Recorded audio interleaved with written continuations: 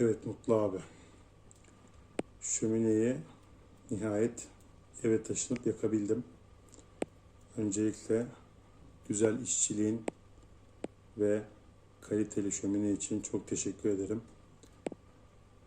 Şömineyi tutuşturur tutuşturmaz çok güzel bir şekilde yanıyor.